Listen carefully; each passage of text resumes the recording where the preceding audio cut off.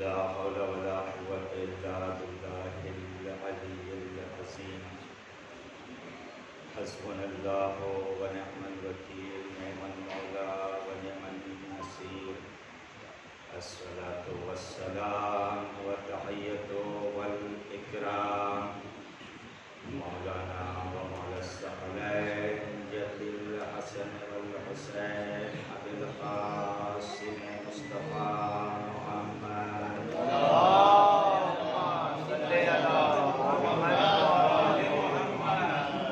वालिहि तय्यबीन ताहिरीन अल मासूमीन अल मुंतजबीन अल मसूमीन। अम्मा बाद फ़क़द क़ाल अल्लाहु सुब्हानहु व तआला फ़ी मुहकम किताबिहिल करीम। बिस्मिल्लाहिर्रहमानिर्रहीम। इक़रा बिस्मि रब्बिकल्लज़ी ख़लक़, ख़लक़ल इंसाना मिन अलक़।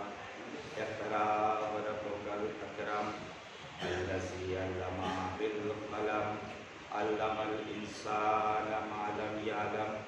कल्ला इन्नल इंसाना लयतग़ा अन रआहु इस्तग़ना, इन्ना इला रब्बिका रुजआ। सलवात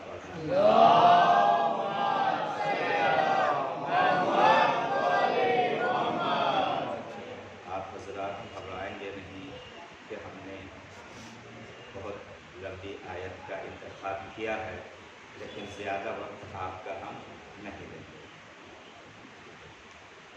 सूरह अलक़ की इब्तिदाई आयतों को अपनी मजलिस के लिए सरनामे कलाम करार दिया। इससे पहले कि गुफ्तगू का आगाज़ करूँ, आप हज़रात से गुजारिश है कि एक मरतबे सूरह हमद और 3 मरतबे सूरह इखलास की तिलावत फरमा कर कुल मोमिनीन व मोमिनात को इसाल फरमाएँ और खुसूसन सैयद शमीम हैदर, सैयद मेहदी रज़ा इब्ने मोहम्मद रफ़ी, शहनशाह रज़ा बिनते अब्दुल्ला, शहनाज रज़ा बिनते अब्दुल्ला, असगरी बेगम बिनते शरीफुल हसन, गुलाम हसनैन इब्ने अतहर हुसैन को इसाल फरमाएँ।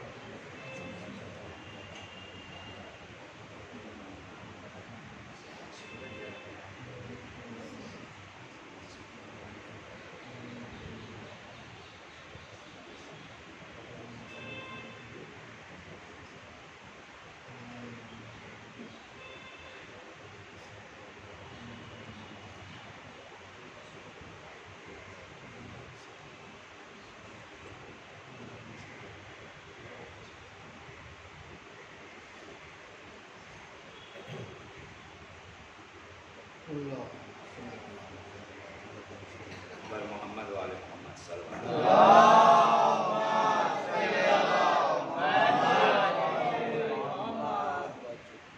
कुछ बीमारी हैं, उनके सिलसिले में शफायाती की गुजारिश की गई है। अंसार हुसैन, उम्मे कुलसूम और बिलाल ये बीमार हैं। खुदावंद आलम बीमार करबला के सत्ते में इन्हें शिफाए कामिल हाजिर। देखिए, बड़ी अच्छी बात है कि जो आज के बानियाने मजलिस हैं, उन्होंने हमसे कहा कि सबसे पहले आप हज़रात अक्सर देख रहे होंगे कि जब भी सूरह फातिहा की गुजारिश होती है तो सबसे पहले अपने मरहूमीन का नाम होता है, उसके बाद आखिर में कुल मोमिनीन और मोमिनात का नाम होता है। लेकिन उन्होंने कहा कि हमने चतुर्वेदी साहब की मजलिस सुना और उससे हमने यह सीखा कि पहले कुल मोमिनीन और मोमिनात का नाम लिया जाए और उसके बाद में अपने मरहूमीन का नाम लिया जाए। इसी का नाम तो इबादत है। मैं बार बार मजलिसों में कहा करता हूँ, अपने अंदर अच्छे बदलाव लाइए। जब अच्छे बदलाव आएंगे, और देखिए कुल मोमिनीन मोमिनात में ऐसा नहीं है कि हम लोगों ने नहीं कहा तो हमारे मरहूमीन सारे उसमें शामिल हैं, आप नाम दें या ना दें। और इमाम क्या फरमाते हैं, जब तुम दूसरों के बारे में सोचोगे ना, तब खुदा तुम्हारे बारे में सोचेगा। सारे मासूमीन ने कहा कि तुम दूसरों के ऐब को छुपाओ, खुदा तुम्हारे ऐब को छुपाएगा। तुम दूसरों के हक में दुआ करो, खुदा तुम्हारे दुआओं को मुस्तजाब करेगा। तुम दूसरों को माफ करो, खुदा तुम्हें माफ करेगा। यह बड़ी अच्छी बात है। कल मैंने तज़किरा किया था कि ये जो 2 महीने 8 दिन की हमारी मेहनत है, ये तो मेहनत हमने कर ली, लेकिन इस भाग दौड़ की जिंदगी में हमने बहुत सारी मजलिसें सुनी 2 महीने 8 दिन। अब 2 महीने 8 दिन के बाद हमारा फरीज़ा क्या है? हमारा फरीज़ा क्या होना चाहिए? देखिए, हम मजलिस टेस्ट के लिए नहीं पढ़ते हैं। यकीन जानिए, हक मिंबर अदा करना चाहता हूँ, आजकल लोगों को मजलिस का भी टेस्ट मिलने लगा है, टेस्ट। यकीन जानिए, शोहदाए करबला ने इतनी बड़ी कुर्बानी टेस्ट के लिए नहीं दी थी।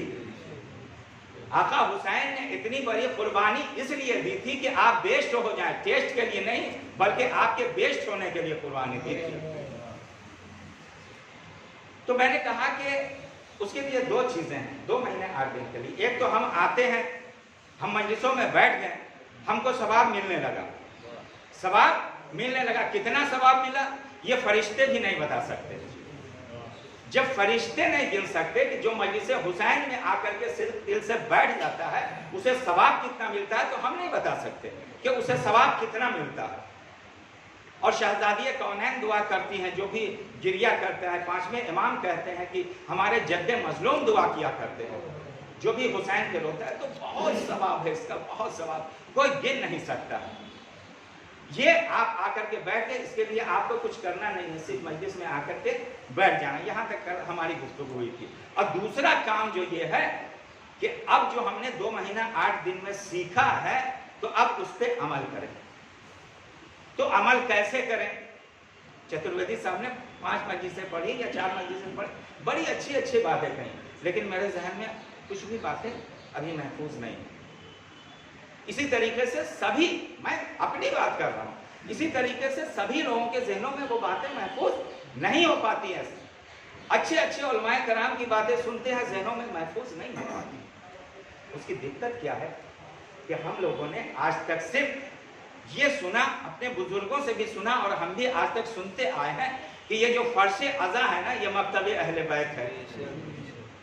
ये सिर्फ और सिर्फ एक स्लोगन की तरह हम लोगों ने इस्तेमाल किया। ये आखिरी मजलिस से बड़ी जिम्मेदारी से आपको बयान कर रहा हूँ। स्लोगन की तरह कैसे हम लोगों ने इस्तेमाल किया? कैसा स्लोगन? जैसे हम लोगों के सामने आया कि अच्छे दिन आने वाले हैं, ये एक स्लोगन था। वैसे ही स्लोगन ये है कि फर्श आज़ा मकतब अहले बैत, यकीनन मकतब अहले बैत है, लेकिन हमने उसका सही इस्तेमाल नहीं किया। आज इमाम ज़मान बावाज़ बुलंद सलवात,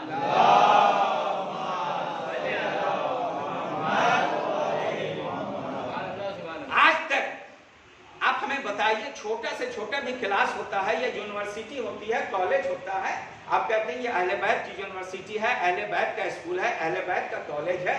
तो जब बच्चा स्कूल में जाता है तो उसे पता होता है कि आज क्लास में क्या पढ़ाया जाएगा। पूरी तवज्जो, आज क्लास में क्या पढ़ाया जाएगा वो एक बार घर से पढ़ के जाता है। और जब स्कूल में जाता है तो टीचर उसी लेसन को पढ़ाते हैं जो थोड़ी बात उसके जहनों में महफूज थी। अब वो यहाँ आने के बाद टीचर से पढ़ता है, अब वो किताब कलम में उसे नोट करता है, और नोट करने के बाद घर पे आने के बाद 2-3 बार जब उसे देखता है तो वो बातें जहनों में महफूज हो जाती हैं। लेकिन पूरी दुनिया में ये मकतब अहले बैत एक ऐसा मदरसा है कि हम जब मदरसा में आते हैं तो हमें पता ही नहीं कि आज पढ़ाया क्या जाएगा। अगर हमें पता हो जाए कि आज क्या पढ़ाया जाएगा तो हम उसकी तैयारी करके आएंगे। जो भी हम सीखते हैं ना, कल हमने कहा था कि हमें चाहिए कि इस टेक्नोलॉजी के ज़माने में इल्म अहले बैत को सीखने और समझने के लिए टेक्नोलॉजी का इस्तेमाल करें। तो इस्तेमाल करें तो कैसे इस्तेमाल करें? तो जितनी मजलिसें हम सुनते हैं, हमारे सबके पास मोबाइल होता है, मोबाइल में हम रिकॉर्ड करें, रिकॉर्ड करने के बाद घर पे जाएं, उस मजलिस को 2 या 3 बार दोबारा सुने और सुनने के बाद जो अच्छी अच्छी बातें हैं एक डायरी बनाएं और उसमें नोट करें। और जब नोट कर लेंगे तो हमारी डायरी दिन ब दिन बढ़ती चली जाएगी और ये हमारी जिंदगी का अमाल नामा होगा। सुन लीजिए, हर इंसान को क़यामत के दिन अपना अमाल नामा पेश करना होगा अल्लाह के सामने। आखिर की बातें आएंगी, लेकिन आज जो ज्यादा बातें होंगी वो गम का बयान होगा। मैं जल्दी जल्दी अपनी बातों को आप तक पहुंचा रहा हूं। तो कल सामाईन के लिए हमने कुछ बातें अर्ज की थी कि उसे देखें और नोट करें और अपने ज़हनों में महफूज करें, और 2 महीने 8 दिन के बाद समझ लें कि 2 महीने 8 दिन हम पूरी तरीके से रिचार्ज हो चुके हैं। अब 2 महीने 8 दिन में हमारा काम यह है कि ये जो वैलिडिटी है 1 साल तक की, इसको खत्म न करें, आहिस्ता आहिस्ता इस्तेमाल करें। खत्म न करें का मतलब क्या है कि इसको ज़ाया न होने दें, अपने अमल को बचाएं। उलमा फरमाते हैं कि कोई दूसरे अमल को करने से पहले तुमने जो अमल का ज़ख़ीरा अपने अंदर जमा किया है उसकी हिफाजत करो, फिर दूसरे अमल करो। तो हमें चाहिए कि इसकी हिफाजत करें। अब हम न गीबत करें, न चुगली करें, न झूठ बोलें, ताकि इस तरीके से हमारा जो 2 महीने 8 दिन की कमाई है उसकी हिफाजत होगी। और दूसरा ये कि ये जो हमने सीखा है अब इस पर अमल करें। ये कल हमने अपनी मजलिस में सामाईन कराम के लिए कहा था, और किसी भी मजलिस को वजूद में लाने के लिए 3 लोगों का होना ज़रूरी होता है। एक है सामाईन कराम, सबसे पहले हैं बानी मजलिस, दूसरे मौलाना और तीसरे सामाईन कराम। ये 3 लोगों के वजूद से मजलिस वजूद में आती है, और तीनों का अलग अलग काम है, तीनों की अलग अलग जिम्मेदारियां हैं। कल हमने बानी मजलिस के लिए जिम्मेदारी बोली थी,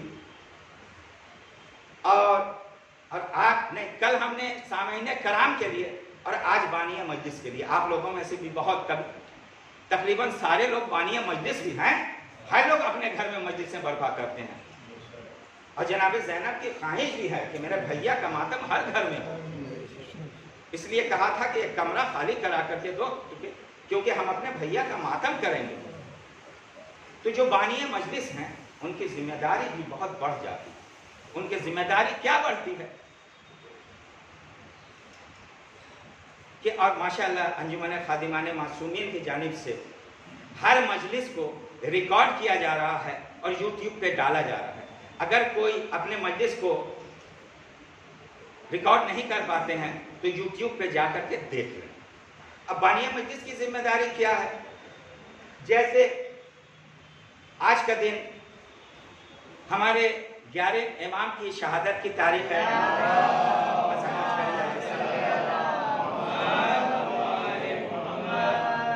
यहाँ मजलिसों का सिलसिला 2 महीने 8 दिन से तकरीबन कंटिन्यू जारी रहा।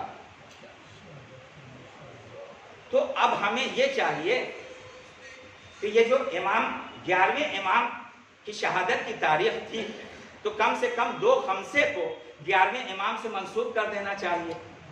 अरे किसी इमाम की सीरत या उनके इमाम के वाकयात जानेंगे तभी तो हम अमल करेंगे ना। यकीन से अपने दिल पे हाथ रख करके बताइए, हम कितने इमाम की सीरत को जानते हैं? 2-3 इमाम के बारे में सबसे ज्यादा जानते हैं, मानते हैं 12 इमाम को। हर इमाम के ज़माने के वाकयात को देखिए कितने मुश्किलों, और ये वाकयात ऐसा नहीं है कि आखिरत में हमारे काम आएंगे। ये जो इमाम की सीरत है ना, वो दुनिया में ज्यादा काम आएगी, इसलिए कि हम मुसीबतों में फौरन घबरा जाते हैं। लेकिन इमाम की जिंदगी आकर के देखिए, सब इमाम की जिंदगी मुसीबतों में गुजरी है। वो जिंदगी क्या है? हमारे लिए नमूना अमल है। लेकिन हम क्या चाहते हैं? अब पढ़ने वाले भी नहीं पढ़ते, क्योंकि उसमें क्या होता है कि नुक्ता नहीं मिलता, और जब नुक्ता नहीं मिलेगा तो पब्लिक को टेस्ट नहीं मिलेगा। हमने कहा ना, मजलिस टेस्ट के लिए नहीं होती है, मजलिस इसलिए होती है कि हुसैन का चाहने वाला बेस्ट हो जाए दुनिया में। टेस्ट के लिए मजलिसें नहीं होती है।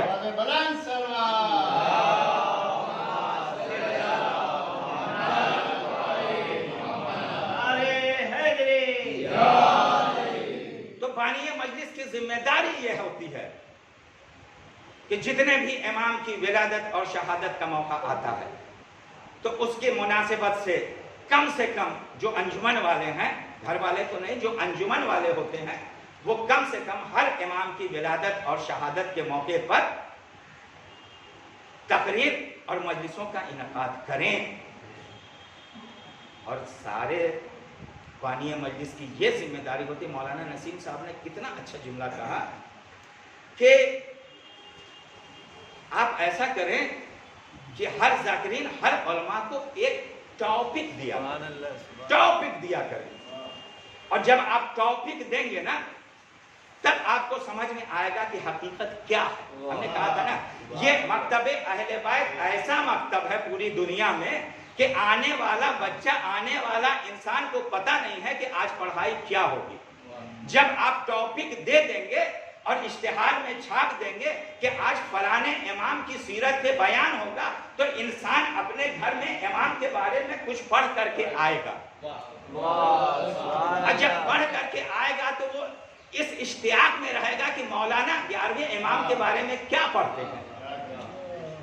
और जब यहाँ से रिकॉर्ड करके ले जाएगा तो जो उसमें कमी रह जाएगी ना, अब उसे 2 बार 3 बार सुनेगा, तब जाकर के वो उसके जहन में वो बातें बैठ जाएंगी। ये होता है बदलाव, और इसी बदलाव का नाम है इबादत। इबादत अमल के रिपीटेशन का नाम नहीं है, इबादत अपने अंदर अच्छे बदलाव लाने का नाम है।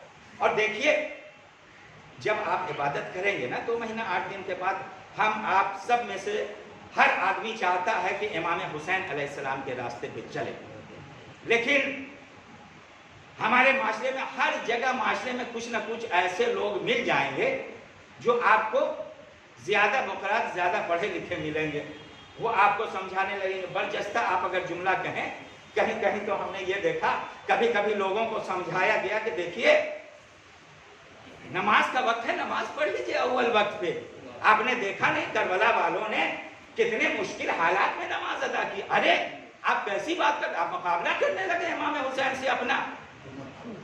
ऐसे आप लोगों सबके सामने ऐसा वाकया पेश आया होगा।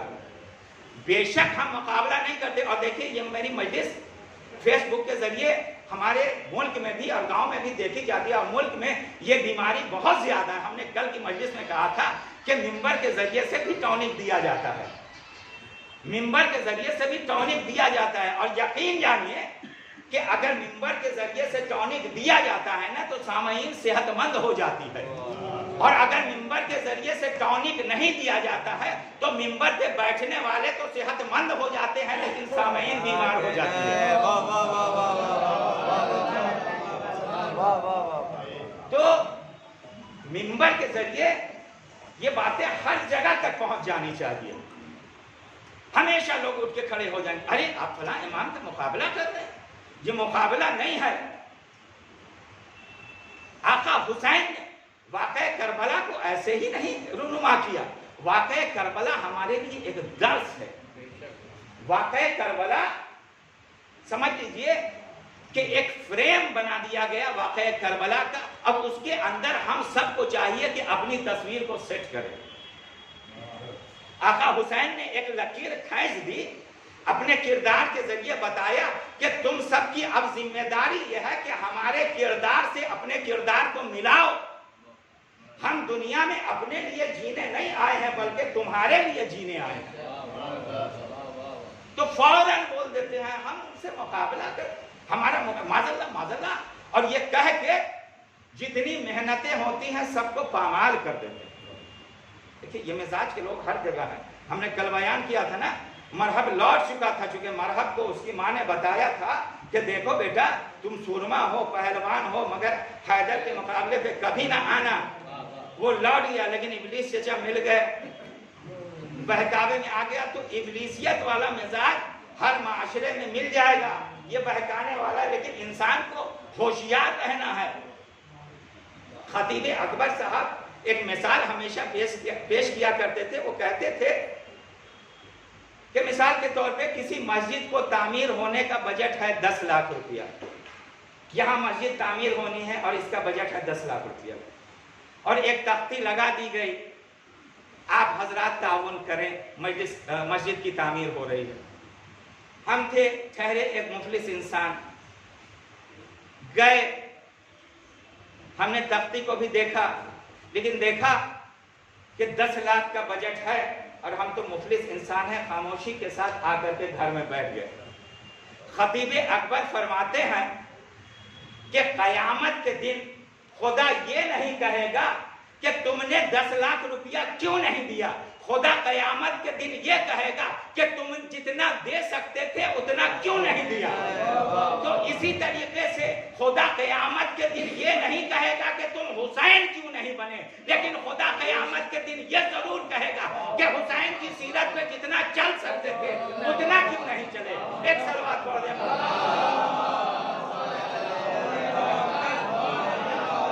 नारे तकबीर, नारे रिसालत, नारे हैदरी, हुसैनियत, यजीदियत, दुश्मनाने अहले बैत पे और मोहम्मद वाले मोहम्मद सल्लल्लाहु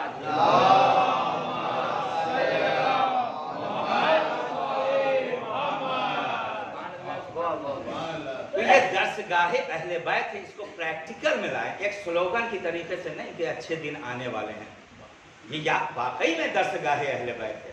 तो जिस तरीके से हर दरसगाह का सिस्टम होता है वैसे ही अहले बैत के भी दरसगाह का सिस्टम बनाए, अपने अंदर बदलाव लाए। यही हमारा मैसेज था आज का। और सुनिए, आज जिस इमाम के वफात की तारीख है, कल हमारी गुफ्तगू यहाँ पे रुकी थी कि जब कहत पड़ने लगा और सारे मुसलमान दुआ के लिए हाथ बुलंद करते थे लेकिन बारिश नहीं होती थी, और जब 11वें इमाम ने दुआ के लिए और जब ईसाई दुआ के लिए हाथ बुलंद किया तो बारिश होने लगी, तो सारा मुसलमान मजहब इस्लाम को छोड़ करके ईसाई बनने लगा। तो बादशाह आया 11वें इमाम के पास और कहने लगा कि अपने नाना के दीन को बचा लीजिए। 11वें इमाम गए, उन्होंने कहा कि इसके हाथ में नबी की हड्डी है, और ये सारा वाकया कल आपका सुना हुआ है। 11वें इमाम ने हाथ को बुलंद किया नबी की हड्डी को दफना देने के बाद, और जब बादल आया तो लोग खुश हुए कि यहाँ बरसेगा। इमाम ने कहा कि खुश होने की जरूरत नहीं है, ये बादल फलां मुल्क में बरसेगा, ये बादल फलां मुल्क में बरसेगा, ये बादल फलां मुल्क में बरसेगा, ये बादल फलां शहर में बरसेगा। अब तुमने पहचाना नहीं, ये वो ही अली का बेटा है जो ये कह रहा था कि मैं जमीन के रास्ते से ज्यादा आसमान के रास्ते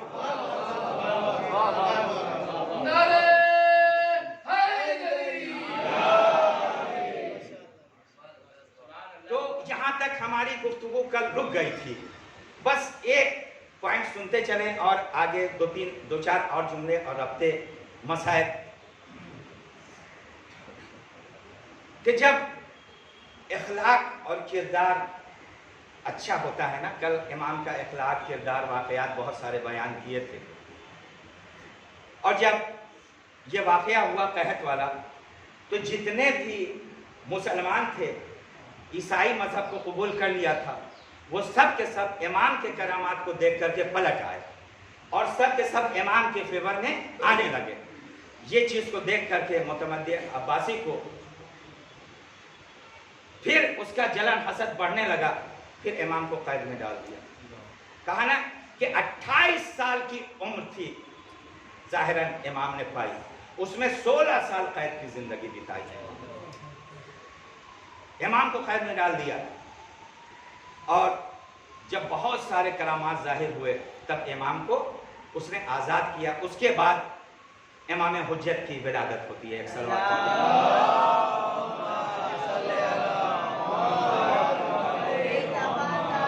जमाना के ज़हूर के लिए आवाज़ बुलंद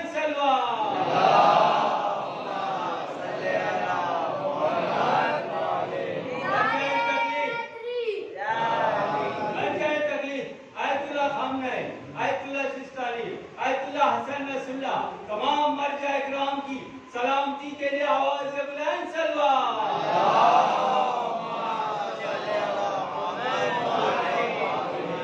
ज़ैनब के रोज़े की हिफाजत, तमाम रोज़ों की हिफाजत के लिए आवाज़ बुलंद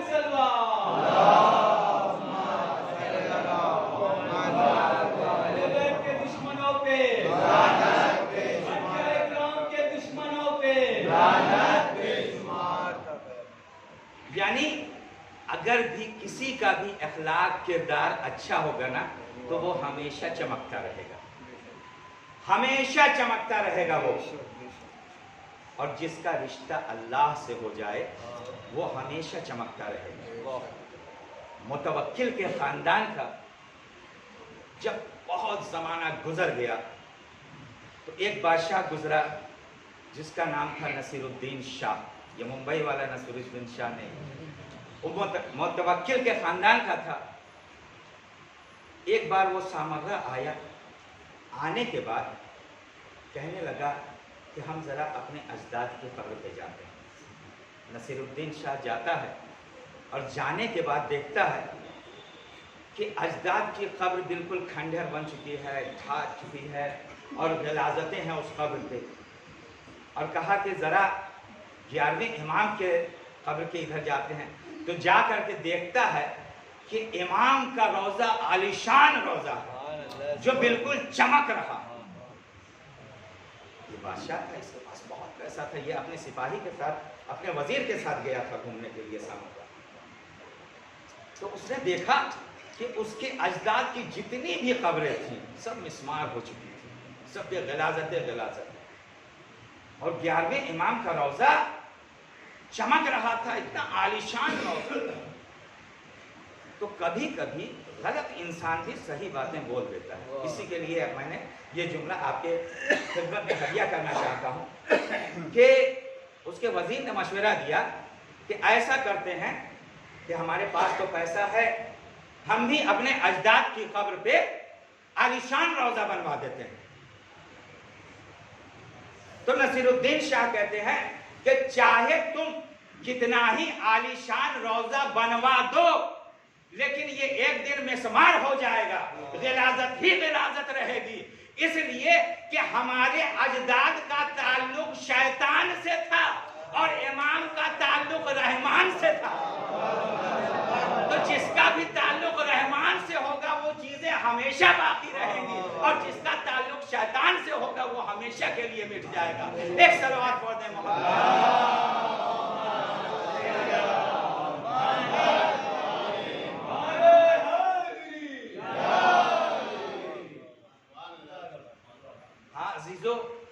हम जो ये इस दुनिया में आए ना, और रोज़मर्रा की ज़िंदगी में इतने उलझ गए हैं कि कभी कभी हम भूल जाते हैं कि हम आए हैं कहीं से और जाना कहीं, भूल जाते हैं। हमने जिस आयत को मुंतखब किया था इसमें खिलकत से लेकर के मौत तक का तस्करा है, यानी हम कहीं से आए हैं और वापस में हमें कहीं जाना है। तो हमें चाहिए ना कि उसके लिए कुछ इंतजाम करें, उसके लिए हम कुछ करें, और अपने लिए भी करें और अपने औलाद के लिए भी करें।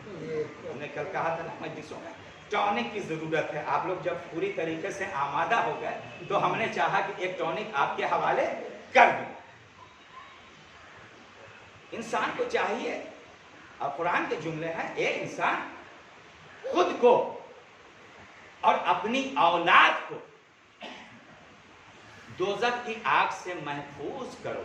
यानी खुद को नहीं, कभी कभी ऐसे लोग होते हैं खुद तो इबादत करते हैं लेकिन औलाद कहाँ जा रही है उन्हें नहीं पता। लेकिन कुरान कहता है खुद को भी और अपनी औलाद को भी। अल्लाह का करम है कि ये मकतबे अहले बैत ही ऐसा मकतब है कि जहां हम अकेले नहीं आते, अपनी औलाद का भी साथ लेकर के आते हैं।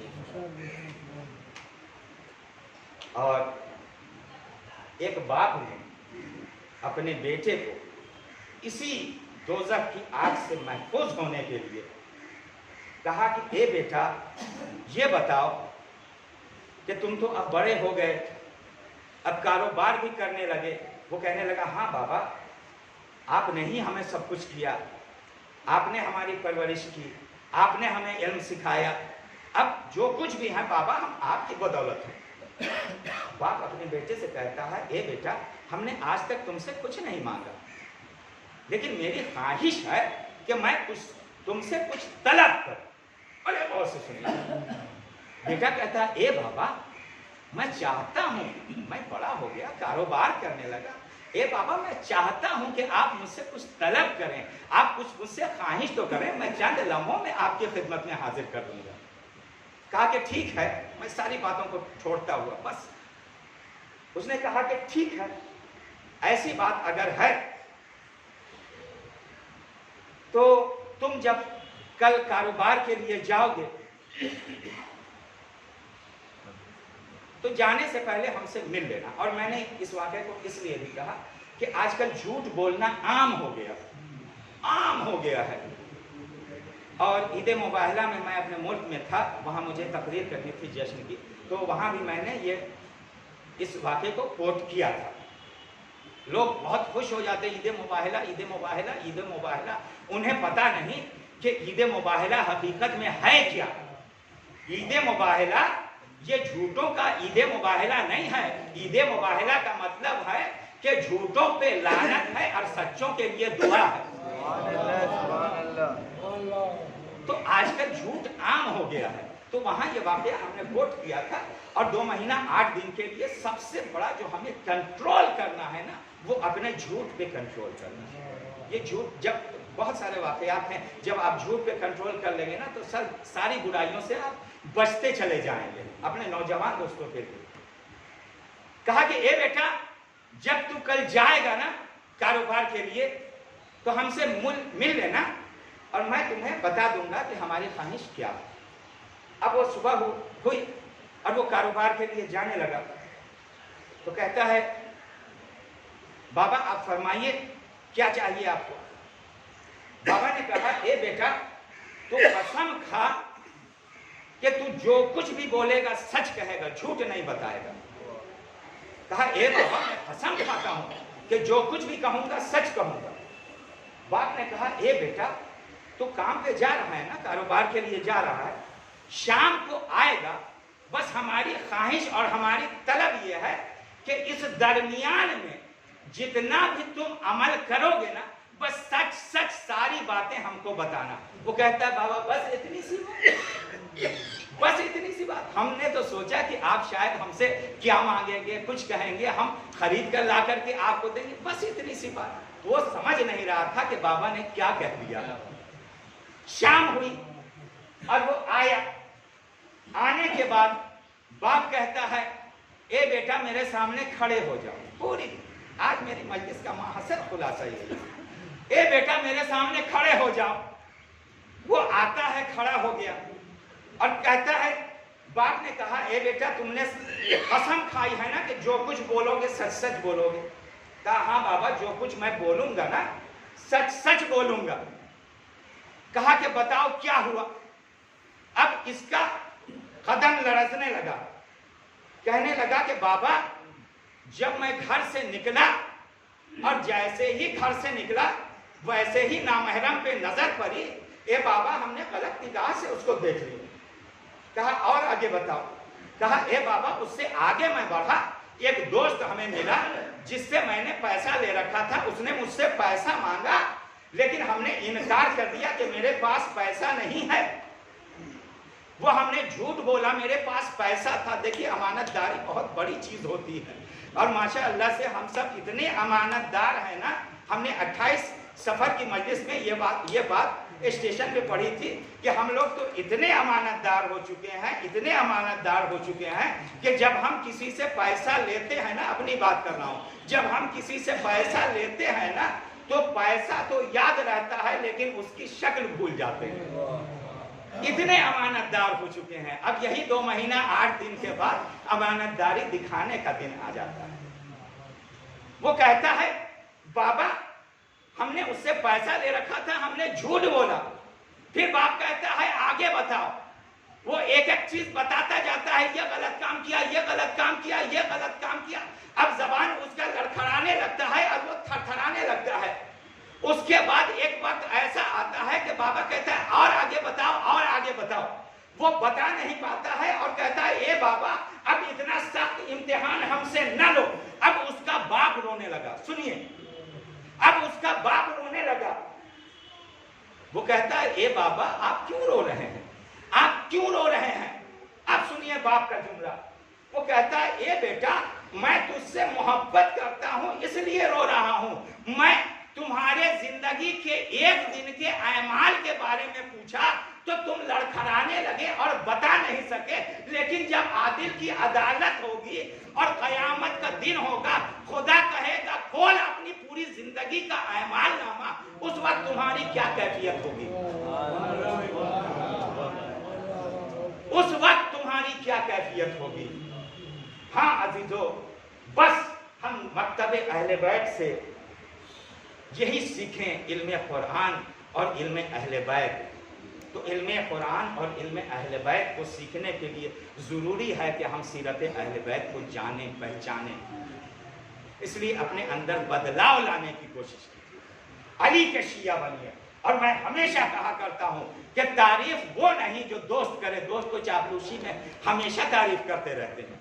आप तारीफ के ना भी काबिल हैं फिर भी तारीफ करते रहते हैं। तारीफ वो जो दुश्मन करे। देखिए अली के शिया की तारीफ कौन कर रहा है? मुतवक्किल कर रहा है अली के शिया की तारीफ। बस आखिरी जुमला है और रखते मसाइल। अली के शिया की तारीफ, मुतवक्किल के जमाने का आपको तो सारा वाकया पता है, आपके जहनों में महफूज होंगे कि वो शियों पे कितना जुल्म ढाता था। पूरे के पूरे गांव में आग लगवा देता था, मरवा देता। सारे शियों पे उसके सिपाही आते थे, बोलते थे कि फला गांव को हमने शियों के गांव को खत्म कर दिया, जला डाला। अब सुनिए मुतवक्किल का जुमला। मुतवक्किल कहता है अपने सिपाहियों से कि तुम ये समझते हो कि सारे शिया खत्म हो गए? सारे शिया खत्म नहीं हुए हैं। अब वो जान के खौफ में सामने नहीं आएंगे, लेकिन तुम्हें एक रास्ता बताता हूं। बड़ा खूबसूरत जुमला उसने कहा कि तुम्हें एक रास्ता बताता हूं। देखिए ये करबला का मैसेज है, करबला का पैगाम भी यही है। मुतवक्किल कहता है तुम्हें एक रास्ता बताता हूं, तुम चौराहे पे जाओ और किसी पे भी जुल्म करो।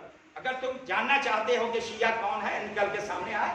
मुतवक्किल कहता है चौराहे पे जाओ और किसी पे भी तुम जुल्म करो, और जब जुल्म करोगे ना तो अली का शिया सब कुछ बर्दाश्त कर लेगा, लेकिन किसी पे जुल्म होते हुए बर्दाश्त नहीं करेगा। सब कुछ बर्दाश्त कर लेगा लेकिन किसी पे जुल्म होते हुए बर्दाश्त नहीं करेगा। वो सामने जालिम के खिलाफ सामने निकल करके आ जाएगा, समझ लेना कि ये अली का चाहने वाला है, और तुम सब पकड़ के उसे मार देना। लेकिन हमारा तरीका क्या होता है, कहीं पे भी जुल्म हो रहा है, जैसे सारी भीड़ देख रही है वैसे हम भी चुपचाप देखते हुए चले जाते हैं। कभी सोचते भी नहीं कि बेचारा वो मजलूम है, उस पर जुल्म हो रहा है, कम से कम रुक के देखे तो सही, पूछें कि भाई इसे क्यों मार रहे हो। देखिए हम खास के मानने वाले हैं। कितनी बार मैं इन जुल्मों का इस्तेमाल कर चुका हूँ। हम खास हदीसे के सामने पढ़ते हैं ना, खास सती वहां है, हम खास के मानने वाले हैं ना, उसी खास के सदके में ये पूरी दुनिया खल्क हुई है। जब हम खास के मानने वाले हैं तो हमारा अमल भी खास होना चाहिए। उस खास के मानने वाले हैं कि जब पूरी दुनिया अमल करती है, जब आयत आ जाती है, हमने क्या किया, जब अस्सलात कुरान में आयत आ गई कि नमाज कायम करो तो नमाज पढ़ते हैं, रोजे की आयत आ गई तो रोजा रखते हैं। यानी पूरी दुनिया मुंतजिर है कि आयत आए तो अमल करें। ये लेकिन अहले बैत वो हैं कि अमल करते जाते हैं, आयत आती जाती है, अमल करते जाते हैं, आयत आती जाती है। बिस्तरे रसूल पे सोए तो आयत आए, हालत रुकू में अंगूठी दें तो आयत आए, रोटियां आसमान पे जाएं तो आयत आए, हैं चादर के नीचे आए तो आयत आए, और गदीर में मौला बनाए जाए तब आयत आए।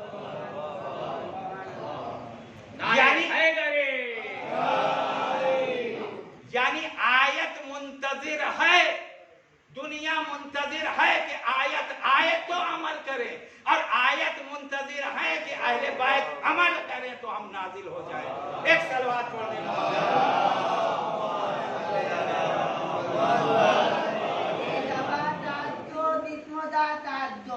तुतरे तुतरे तरो तारा वजन और तला दो मुझे, दादा रे आवाज आएगी, लाली लाली की सदा आएगी, नारे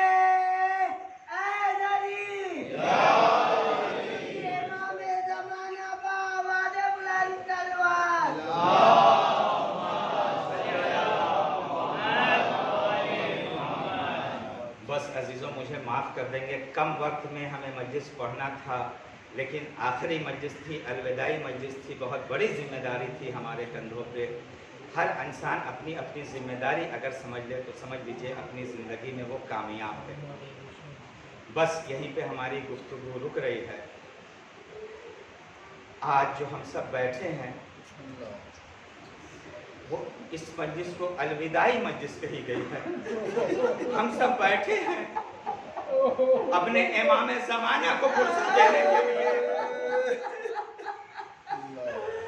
और अय्यामे अज़ा को अलविदा कहने के लिए।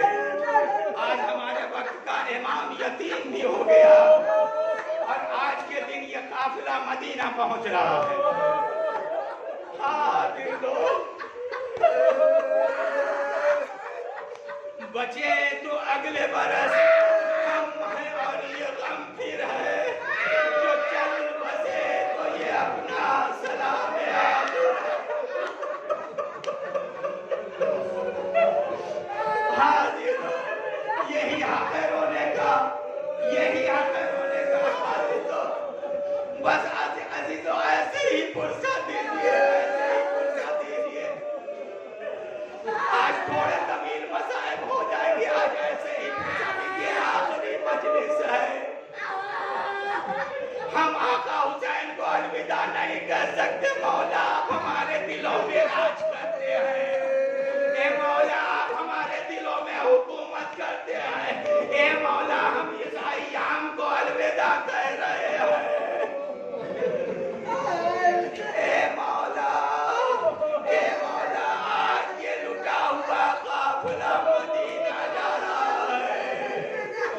हाँ तो आपको पता है, जब किसी ने सैयद सज्जाद से मदीने में पूछा था ना, ए मौला हम तो आका हुसैन को इतना याद करते हैं, ए मौला आका हमें भी याद करते हैं। सैयद सज्जाद गिरिया करने लगे, कहा ए शियो तुम्हें मैं कैसे बताऊं, मेरे बाबा ने 3 मौके पे तुम्हें याद किया। सबसे पहला वो मौका था जब आपने अली असगर को हाथ में लेकर के जा रहे थे और कह रहे थे शियो काश तुम करबला में होते तो देखते कि मैं अपने शर्माए के लिए कैसे पानी मांग रहा था। और दूसरा मरहला वो था जब आका हुसैन सैयद सज्जाद से वक्त रुखसत आए और कहा बेटा जब तुम मदीने जाना तो हमारे शियों को हमारा सलाम कहना और कहना जब भी ठंडा पानी पिए हुसैन की प्यास याद करे। और तीसरा वक्त वो था जब सकीना को ज़ैनब ने अपनी गोद में लिया, कटे हुए गर्दन से उठाया और कहा ये सकीना तुमने कैसे पहचाना ये तुम्हारे बाबा का राजा है। ये बेटा इसमें तो सर्दी नहीं है। सकीना कहती है बुढ़ी अम्मा जब करबला में शाम गरीब आए ना मेरा दिल घबराने लगा। कोई ताजियाने मारता था, कोई तमाचे मारता था, मैं बाबा बाबा करती हुई दौड़ी तो इस लाशे में सर से आवाज आई ए सकीना या वो नहीं ए सकीना मैया ज़ैनब कहती है ए सकीना और कुछ भी कहा तुम्हारे बाबा ने। सकीना कहती है बुढ़ी अम्मा इस कटे हुए गर्दन से बार बार आवाज आती थी ए शियो काश तुम करबला में होते तो देखते मैं किस तरीके से मुसीबत में गिरफ्तार। यही आ गए इमाम ज़माना को फुर्सत की अलविदाई मजलिस है। जब शाम में रिहाई की खबर मिली ना, सैयद सज्जाद ने ज़ैनब से कहा बुढ़ी अम्मा हमें रिहाई मिल गई है। अब हम मदीने जा रहे हैं। इधर जाने की पूरी तैयारियां हो गई, मदीने जाने की सारी बातों को छोड़ता हुआ मदीने जाने की पूरी तैयारियां हो गई। ज़ैनब ने देखा, महमिलों को देखा, ये बेटा सैयद सज्जाद महमिले तैयार है ना? सैयद सज्जाद ने कहा हाँ बोली अम्मा महमिले तैयार। इतने मरतबा ज़ैनब ने देखा महमिलों को, ये बेटा सैयद सज्जाद ये रंग बिरंगे महमिलों को हटा दो, पर्दों को हटा दो, काले पर्दे लगा दो, जो कि हम मदीने जाए तो सब समझ जाए कि हुसैन का लुटा हुआ काफिला आ रहा है। काले महमिले लगा दिए गए। लेकिन ज़ैनब ने यजीद से 3 मुतालबा किया था। सुन लीजिए, ठहर ठहर के मैं पढ़ूंगा, 5 मिनट से आधा हो जाएंगे, मुझे माफ कर देना। मैं आज अपने जज्बात को नहीं रोक सकता, लेकिन फिर भी जल्दी जल्दी। अली की बेटी ने 3 मुतालबा किया। कहा कि ठीक है हम मदीने जाएंगे, लेकिन सबसे पहले एक घर खाली करा दो, हम अपने भैया हुसैन पे जी भर के रो न सके। और दूसरा ये कि कोई आदमी साथ करो जो मदीने का रास्ता दिखा दे, इसलिए बशीर को हमराह किया। और तीसरा ये कि जो भी तबरुकात तुमने लूटा है ना, सब हमें वापस कर दो, सराय शौदा वापस कर दो। हाँ, ये तीनों फरमाइशें कबूल की गई। अब यहाँ से काफिला मदीने के लिए रवाना हो रहा है।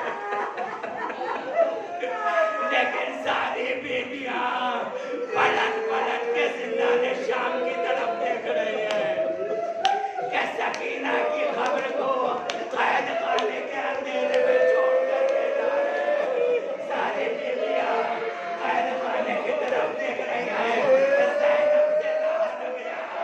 ज़ैनब ने कहा, ए बेटा सैयद सज्जाद, ए बेटा सैयद सज्जाद, काफिले को रोक दो काफिले को, शाम की औरतों को बुलाओ। जब शाम की औरतें आई है तो अली की बेटी ने हाथों को जोड़ा, ये शाम की औरतों, मैं अली की बेटी हूँ, हम सब मदीना जा रहे हैं, लेकिन कैद खाने के अंधेरे में एक नन्ही सी मैया को छोड़ के जा रहे हैं, एक नन्ही सी औरत को छोड़ के जा रहे हैं।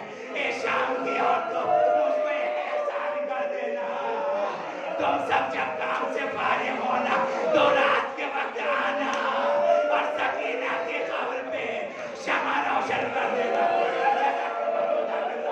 बस यही हक है अलविदाई मजलिस का, यही हक है 5 मिनट पर मजलिस का नाम है। खुदा आपको कोई गम न दे सिवाय गम आईने बैठ के। काफिला आगे चला, काफिला आगे चला। एक वक्त ऐसा आया कि सैयद सज्जाद ने कहा, एक बुढ़ी अम्मा, यहाँ से 2 रास्ता जाता है।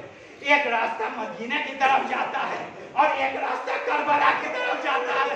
जैसे करबला का नाम सुना ना, सारी बीबियां तरफ गए। कहा, बेटा सैयद सज्जाद, करबला ले चलो। हम लोगों ने लाशों को देखा था, लाशा छोड़ के आए थे, हमने नहीं देखी है। ये बेटा सैयद सज्जाद, करबला ले चलो। बस करबला काफिला पहुंच गया। बशीर जो सबसे पहला जाहिर है, बशीर कहता है कि चैलूम के दिन हम हुसैन के कब्र के करीब खड़े थे। कब्र हुसैन से आवाज आई, ए बशीर, मेरे कब्र से दूर चला जा। आज मेरी बहन ज़ैनब आ रही है, आज मेरा नाम सैयद सज्जाद आ रहा है। और जैसे काफिला मदीने आ गया, ज़ैनब ने कहा, ए बेटा सैयद सज्जाद, जल्दी बताओ मेरे भैया हुसैन की खबर कौन है? सैयद सज्जाद ने कहा, ए बुढ़ी अम्मा, ये मेरे बाबा हुसैन की खबर है। रावी कहता है ज़ैनब ने अपने हाथ को कब्र हुसैन पे गिरा दिया। एक जुमला कहा, ए भैया मैं आपसे शर्मिंदा हूँ, ए भैया आप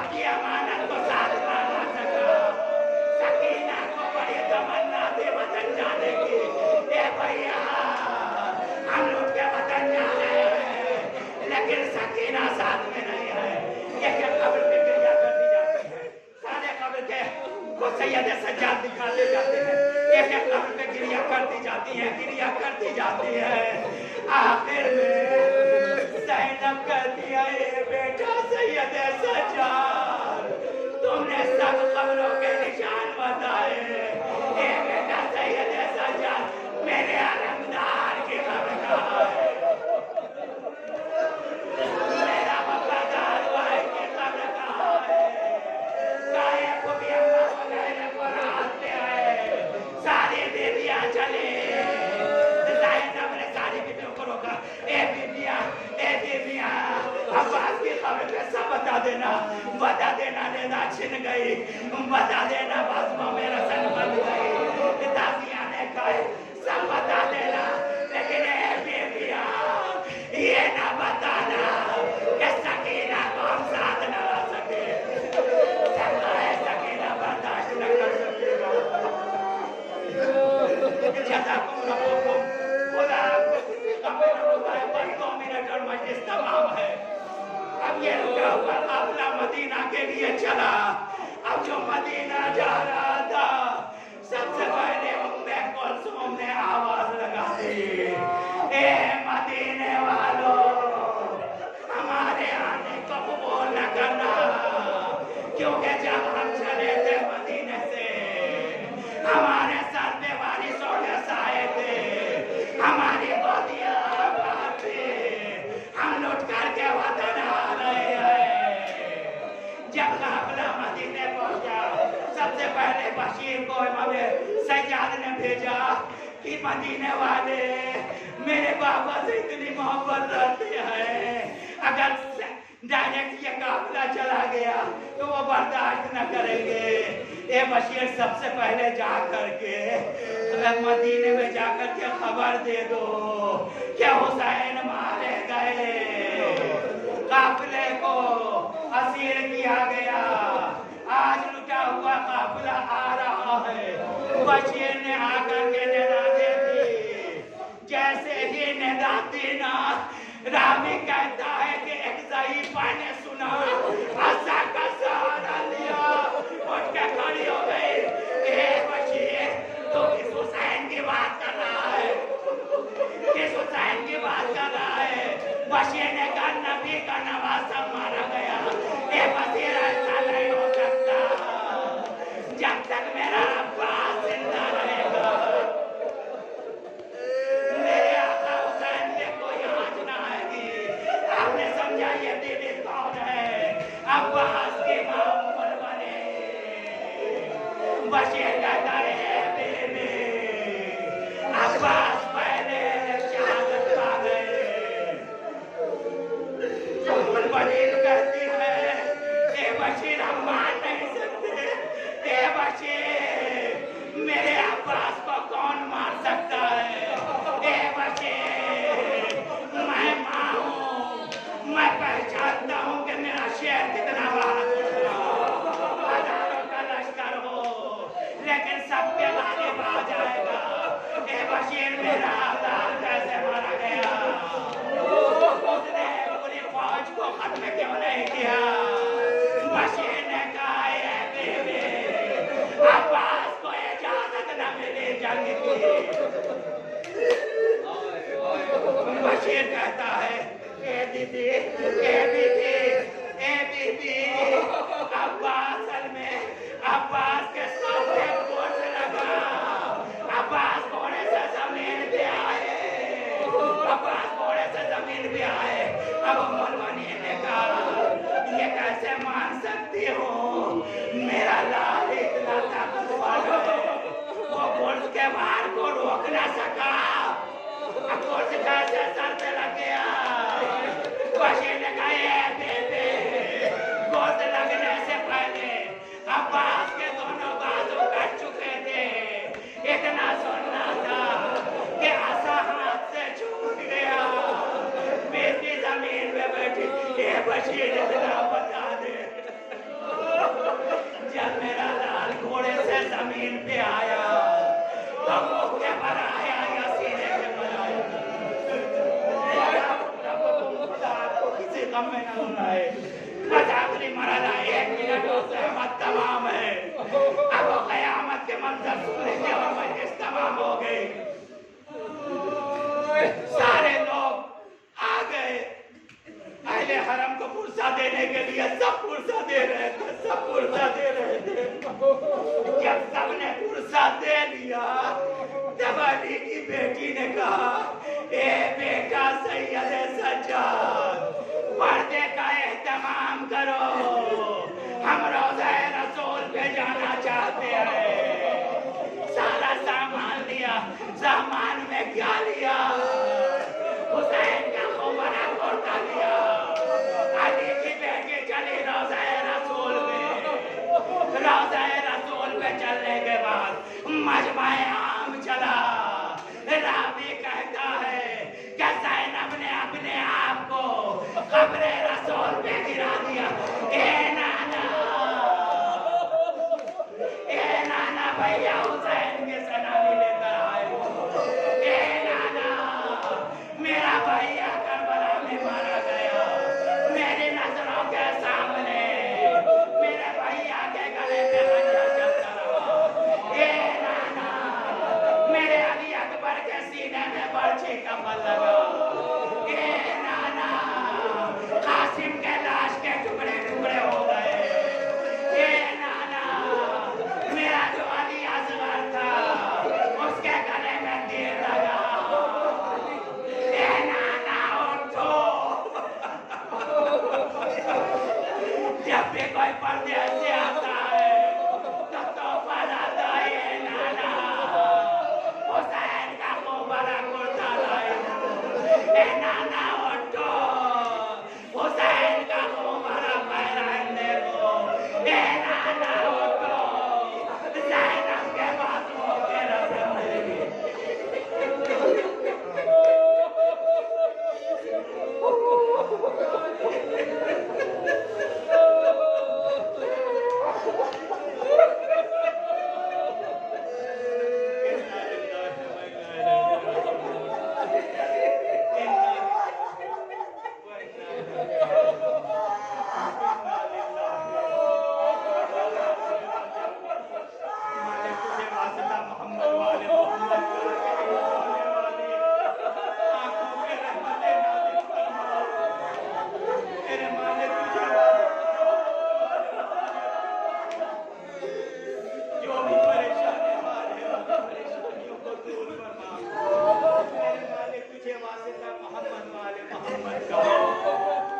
जो भी बीमार है उन्हें बीमारे करबला के सदक़े में शिफाए कामिल।